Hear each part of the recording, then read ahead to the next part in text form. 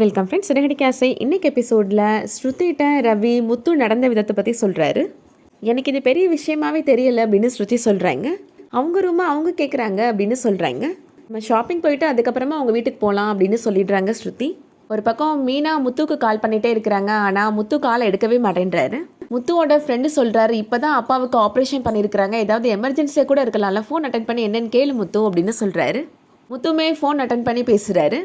எத்தனை தடவை ஃபோன் பண்ணுறேன், அட்டன் பண்ணி பேச மாட்டிங்களா, எனக்கு இங்கே உயிரே போகிற நிலமையில இருக்குது, உடனே வாங்க அப்படின்னு கோவமாக ஃபோனில் பேசுகிறாங்க மீனா. முத்துமே கிளம்பி நேராக வீட்டுக்கு போகிறாரு. விஜயா முத்துட்ட உன் மனசில் நீ என்ன தான் நினச்சிட்ருக்குற அப்படின்னு கேட்குறாங்க. பசிக்குது, சாப்பிட்டு போகலான்னு வந்தேன் அப்படின்னு கேஷுவலாக சொல்கிறாரு முத்து. உன் தம்பிக்கு 2 நாள் உன்னால் ரூம் தர முடியாதா அப்படின்னு கேட்குறாங்க விஜயா. என் ரூமெல்லாம் யாருக்கும் கொடுக்க முடியாது அப்படின்னு முத்து சொல்கிறாரு. அப்பாவை அவமானப்படுத்திட்டு போனால் அவங்க 2 பேரும் ஏன் ரூமில் இருக்கணுமா அப்படின்னு கேட்குறாரு. நான் மொட்டை மாடில் தூங்கணும், மீனா என்ன அவளுக்கு என்ன தலையெழுத்தா ஹாலில் தூங்கணுமா அப்படின்னு கேட்குறாரு. மீனா இப்போ அவங்க வராங்க. என்ன மீனா உன்னை பார்த்தா அழுத மாதிரி இருக்குது அப்படின்னு கேட்குறாரு முத்து. யாராச்சும் ஏதாவது சொன்னாங்களா அப்படின்னு கேட்குறாரு. அதெல்லாம் என்னோட போட்டு விடுங்க அப்படின்ற மாதிரி மீனா சொல்லிட்டு இருக்கிறாங்க. மனோஜ்ட முத்து சண்டைக்கு நிற்கிறாரு. நீ ஏதாவது அவளை சொன்னையா அப்படின்னு கேட்குறாரு. ஆனால் இப்போ தாண்டா வீட்டுக்கு வந்தேன் அப்படின்னு மனோஜ் சொல்கிறாரு. அறிவாளித்தனத்தை எதுவும் இவட்ட காமிச்சியா நீனு அப்படின்னு ரோகிணிகிட்டே கேட்குறாரு. நான் ஒன்றும் பேசலை அப்படின்னு ரோகிணியுமே சொல்லிடுறாங்க. யார் என்ன சொன்னாங்க, இப்போ சொல்ல போறியா இல்லையா அப்படின்னு முத்து கோவமாக கேட்டுட்ருக்கிறாரு மீனாட்ட. ஒரு நாள் கூட முத்து நீ இல்லாமல் இருக்க மாட்டானா, அவனுக்கு அந்தளவு நீ பழக்கி வச்சிருக்கிறியான்னு கேட்குறாங்க அப்படின்னு சொல்லி அழுறாங்க மீனா. அண்ணாமலை இப்போ அவங்க வராரு. மீனா சொன்னதை கேட்டுறாரு. அப்பா அம்மா எப்படிலாம் பேசுகிறாங்கன்னு அப்படின்னு சொல்கிறாரு முத்து. முத்து விஜயாட்ட சொல்கிறாரு, மீனாட்ட சொன்ன வார்த்தையை அவங்களால மீதி 2 மருமகள்கிட்ட சொல்ல முடியுமாம்மா அப்படின்னு கேட்குறாரு. சொல்லியிருந்தீங்கன்னா இங்கிலீஷில் திட்டிட்டு உங்கள் வாயவே தச்சு விட்டுருப்பாங்க அப்படின்னு சொல்கிறாரு. மீனா பாவம் ஏழை வீட்டு பொண்ணு, அவளை கேட்குறதுக்கு யாரும் இல்லைன்னு நினச்சி தான் இப்படிலாம் பேசுகிறீங்களா அப்படின்னு கேட்குறாரு. அவளை பற்றி ஏதாவது பேசுனீங்கன்னா அவளுக்காக பேசுகிறதுக்கு அவள் புருஷன் நான் இருக்கிறேன் அப்படின்னு சப்போர்ட் பண்ணி பேசுகிறாரு முத்து.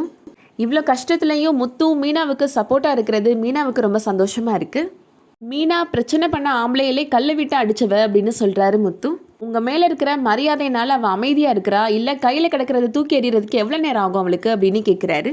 உங்களுக்கு என்ன இப்போ இந்த ரூமை திறந்து விடணும் அவ்வளோதானே அப்படின்னு சொல்லிட்டு வேகமாக கோவமாக திறந்து விடுறாரு. ரூமை தான் கொடுத்தாச்சுல, அப்புறத்துக்கு அழுதுட்டுருக்குற மீனா அப்படின்னு சொல்கிறாரு.